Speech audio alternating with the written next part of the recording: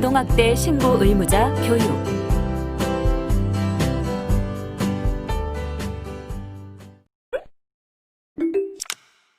아동학대 신고 의무자 교육을 학습하기에 앞서 아동학대 관련 법률 조항에는 아동복지법, 형법, 청소년보호법, 교육기본법, 초중등교육법, 정신보건법, 경찰관 직무집행법, 아동학대 범죄의 처벌 등에 관한 특례법, 가정폭력 범죄의 처벌 등에 관한 특례법, 성폭력 방지 및 피해자 보호 등에 관한 법률, 아동 청소년의 성보호에 관한 법률, 아동보호 심판 규칙, 아동복지법 시행령, 그리고 아동학대 범죄의 처벌 등에 관한 특례법 시행령이 있습니다.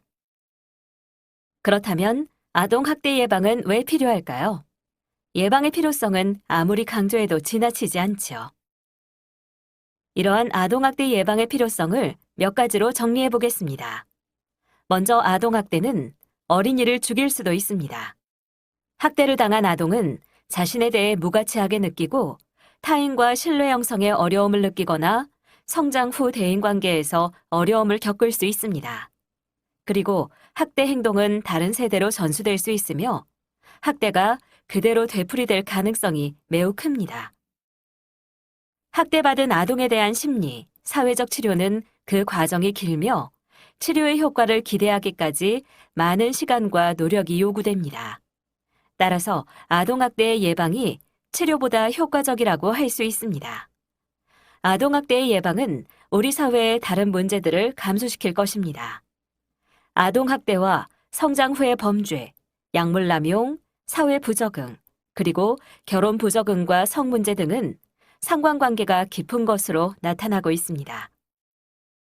따라서 아동의 건전한 성장을 도우며 이를 통한 학대를 예방하는 것은 아동의 성장 후 발생할 수 있는 여러 가지 문제를 사전에 예방할 수 있으며 나아가 우리 사회의 다른 문제들도 줄어드는 효과를 보일 것입니다. 중앙아동보호전문기관이 2014년을 기준으로 발표한 피해 아동 현황을 보면 전체 피해 아동 중 34.6%를 차지하는 피해 아동이 0세에서 6세였습니다. 피해자의 3분의 1가량이 어린이집에 다니는 아동들이었습니다. 매일 27.5명이 학대에 시달리고 있으며 아동학대 가해자의 81.8%는 다름 아닌 엄마, 아빠, 즉 부모였습니다. 아동학대 신고 의무자의 신고와 이웃의 관심으로 학대로 고통받는 아이를 구할 수 있는 지점인 것입니다. 삶 속에는 가지고 싶은 것과 꼭 필요한 것이 있습니다. 이 중에서 우리에게 없어서는 안 될 꼭 필요한 것을 바로 권리라고 합니다. 그리고 이런 것들은 나이의 많고 적음을 떠나 우리 모두에게 똑같이 공평하게 필요한 것입니다. 우리는 성인으로서 아동들의 권리를 보호해주고 있는 주체인지 다시 한번 점검해 보아야 합니다. 이번 차시는 아동학대 신고 의무자의 이해 시간으로 오늘은 아동학대 신고 의무, 아동학대 발견하기, 그리고 아동학대 신고에 대해 살펴보도록 하겠습니다.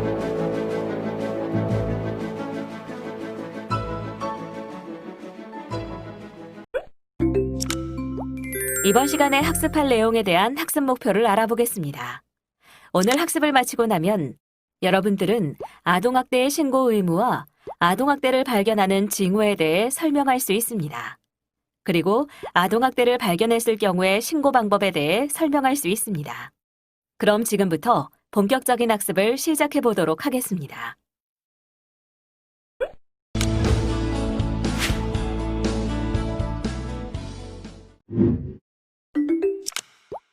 먼저 아동학대 신고 의무에 대해 알아보겠습니다. 아동학대 신고 의무자에서는 직무를 수행하면서 아동학대 범죄를 알게 된 경우나 그 의심이 있는 경우에는 아동보호 전문기관 또는 수사기관에 신고하여야 한다고 규정하고 있습니다. 즉, 직무상 아동학대 범죄를 인지할 가능성이 높은 직군에게 아동학대 범죄의 신고 의무를 부여하였습니다. 그럼 버튼을 클릭하여 신고 의무자 24개 직군을 확인해 보세요.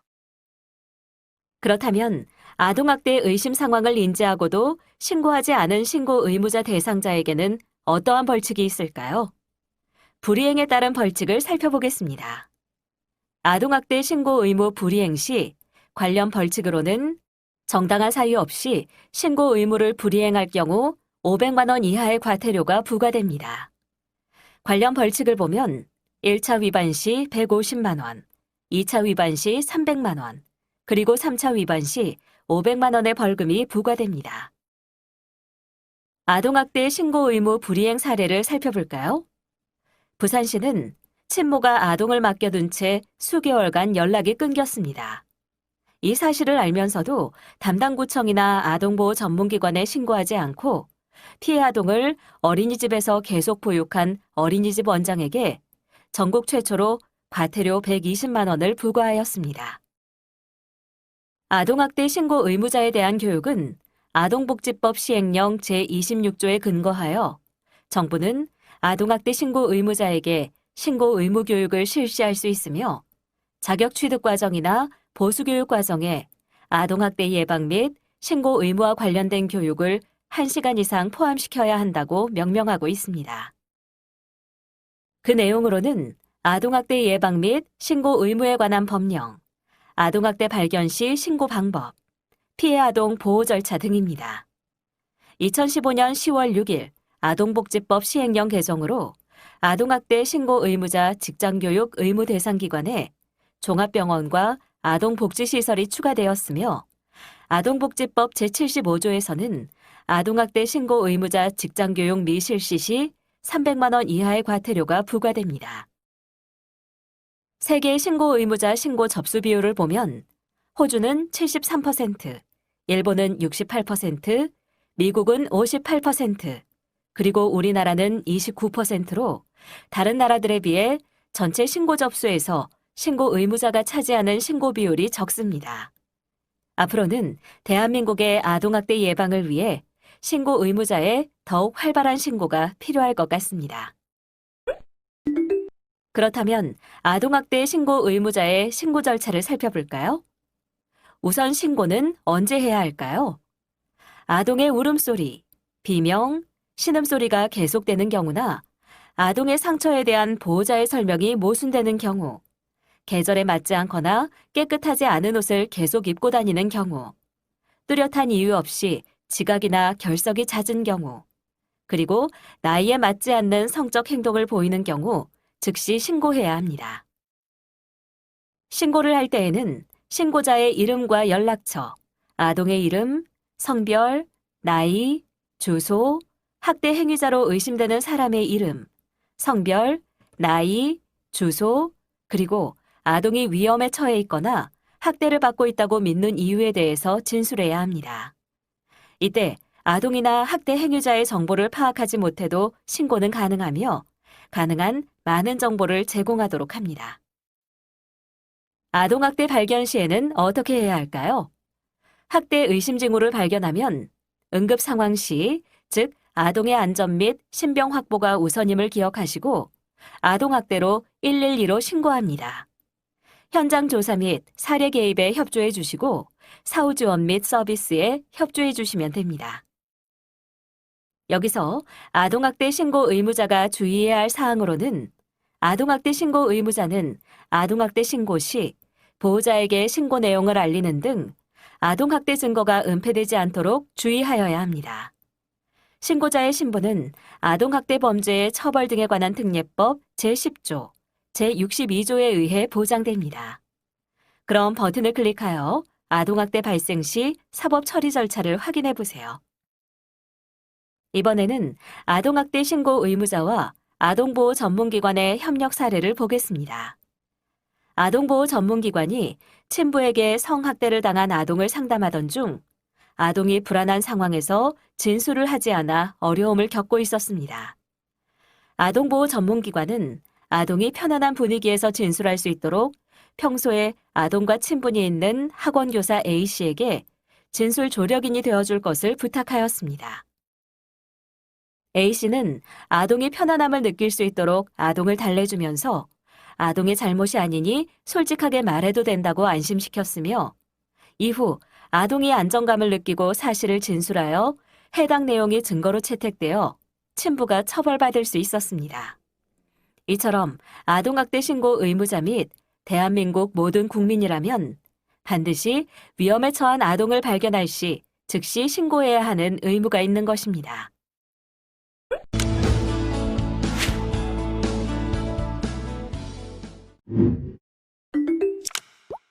이번에는 아동학대를 발견할 수 있는 징후들에 대해 알아보도록 하겠습니다. 먼저 신체적 징후입니다. 신체적 징후로는 설명하기 어려운 신체적 상흔, 손발이 차거나 붉게 부어오른 상태, 발생 및 회복에 시간차가 있는 상처, 성인에 의해 물린 상처, 비슷한 크기의 반복적으로 긁힌 상처, 담뱃불 자국, 뜨거운 물에 잠겨 생긴 화상 자국, 회음부에 있는 화상 자국, 알고 있는 물체 모양의 화상 자국, 입, 입술, 치은, 눈, 외음부 상처, 그리고 긁히거나 물린 자국에 의한 상처 등이 있습니다. 이 외에 다른 신체적 징후들은 버튼을 클릭하여 확인해 보세요. 이런 신체 학대를 받은 아이는 우선 어른과의 접촉을 회피합니다. 다른 아동이 올 때 공포를 나타내기도 하며 공격적이거나 위축된 극단적 행동을 하고 양육자에 대한 두려움을 갖습니다.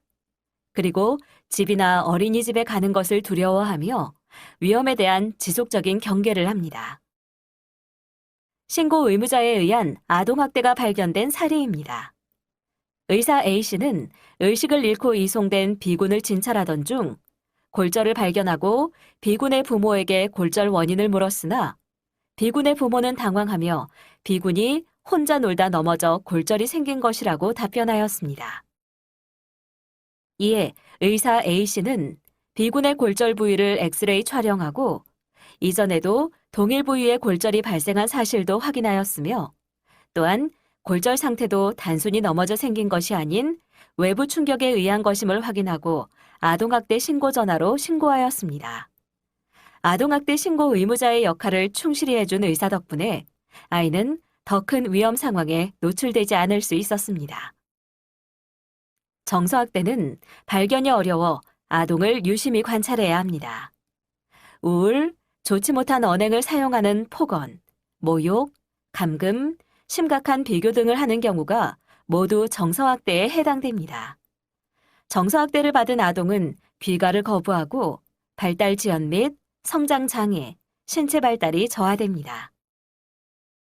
행동적 징후로 특정 물건을 계속 빨고 있거나 물어뜯으며 반사회적 또는 파괴적인 행동을 보이는 행동장애, 놀이장애와 같은 신경성 기질장애, 히스테리, 강박, 공포와 같은 정신신경성 반응, 언어장애, 극단행동, 과잉행동, 자살시도, 실수에 대한 과잉 반응, 그리고 양육자와의 접촉에 대한 두려움을 갖습니다. 신고 의무자에 의한 정서학대를 발견한 사례를 보겠습니다. 정신보건센터에서 근무하는 A씨는 우울증으로 인해 등교 거부, 돌발 행동 등 정신건강이 의심된다며 사회복지관으로부터 상담 의뢰를 받은 B군을 상담하는 중 깜짝 놀랄 이야기를 듣습니다. B군의 부모는 평소 B군에게 인격을 비하하는 말과 욕설을 사용해왔고 B군과 동생을 비교하며 가족 내에서 따돌렸다고 하였으며 또한 가정 내 규칙을 지키지 않았을 시 장롱 안에서 몇 시간씩 가두어 나오지 못하게 하고 옷을 다 벗겨서 밖으로 쫓아내고 몇 시간 동안 들어오지 못하게도 한다고 하였습니다. A씨는 일반적인 훈육을 벗어난 아동학대로 생각되어 아동학대 신고 전화로 신고하였습니다. 이 사건 역시 아동학대 신고 의무자의 역할을 충실히 해준 덕분에 아이는 더 큰 위험 상황에 노출되지 않을 수 있었습니다. 이번에는 성학대 발견하기에 대해 알아보겠습니다. 연령대에 맞지 않은 성지식과 성놀이와 같은 행동을 보이며 평소와 다른 행동, 좋아하던 것에 관심이 없습니다. 죄의식에 사로잡힌 자책 행동을 보이며 어른에 대한 갑작스런 거부를 표현합니다. 성학대를 당한 아동을 마주할 시 대처 요령으로는 아무렇지 않은 것처럼 대하고 입장을 이해할 수 있다는 태도로 대하며 일상적이고 안전한 환경을 조성하고 아동 진술 오염 방지를 위해 상담하지 말고 바로 신고하는 게 무엇보다 중요합니다. 성학대를 당한 아동은 아래와 같은 신체적 징후가 발생합니다.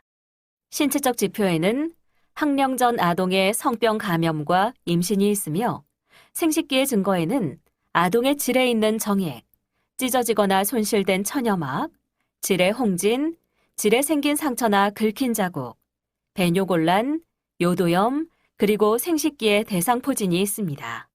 항문의 징후에는 항문 괄약근의 손상, 항문 주변의 멍이나 찰과상, 변비, 항문 내장이 짧아지거나 뒤집혀져 있고 항문 입구에 생긴 열창이 있습니다.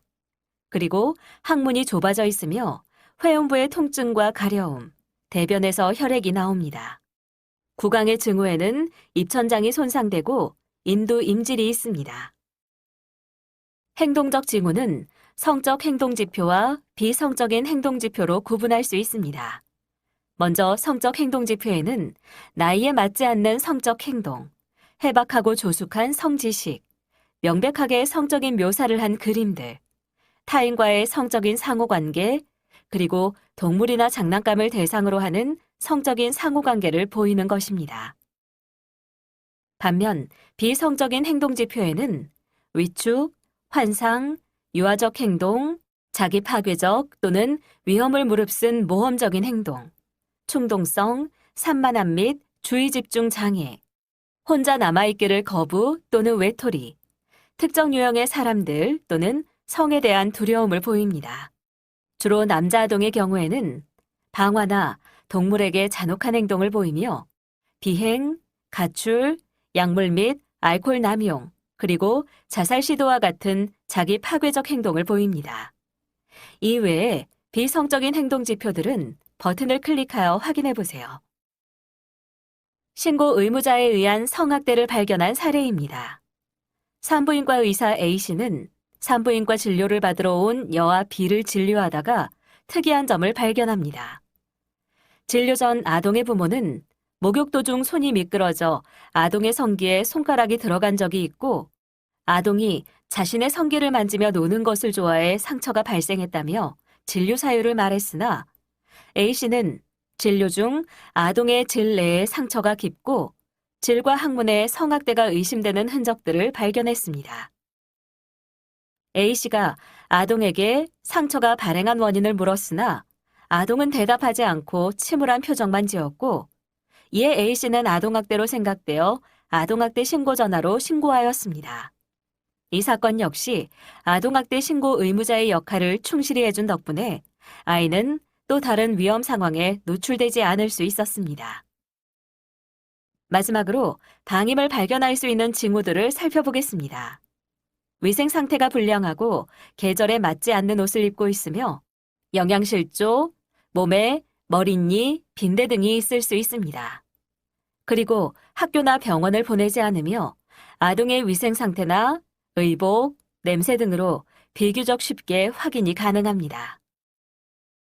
방임에 놓인 아동의 징후는 신체적인 징후와 행동적인 징후로 구분할 수 있습니다.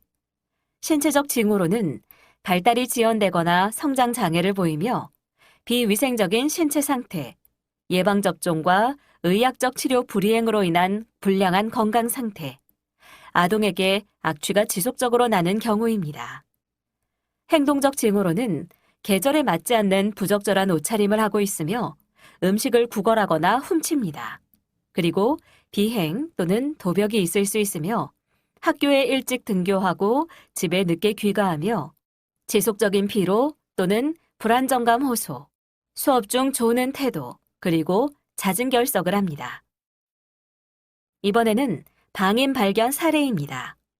소방서 구급대원 A씨는 30대 여성이 부부싸움 중 남편이 휘두른 칼에 복부에 상처를 입어 출혈이 심하다는 내용으로 신고를 받고 출동하였고 구조를 위해 집에 들어간 순간 방 안에 악취가 진동했고 집안 곳곳에 쓰레기 봉지가 널려 있었으며 바퀴벌레 등 벌레를 목격했습니다. A씨는 응급조치를 한 후 자녀로 보이는 B군과 C군의 지저분한 옷과 이 아동들이 또래보다 마르고 왜소한 모습에 눈길이 갔습니다.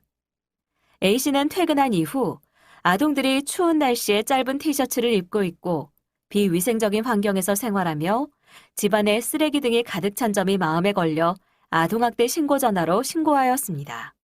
이 사건 역시 아동학대 신고 의무자의 역할을 충실히 해준 덕분에 아이는 안전한 환경에서 생활할 수 있게 되었습니다.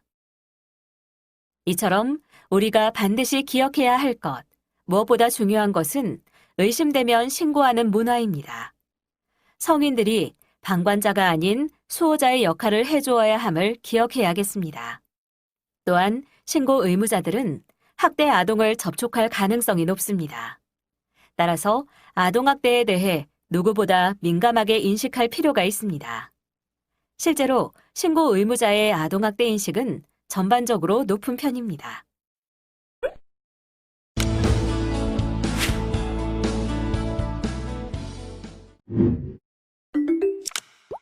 마지막으로 아동학대를 신고하는 방법에 대해 알아보겠습니다.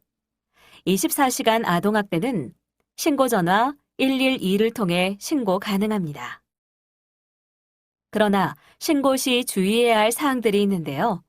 가능한 한 증거사진 등을 확보하는 게 좋습니다.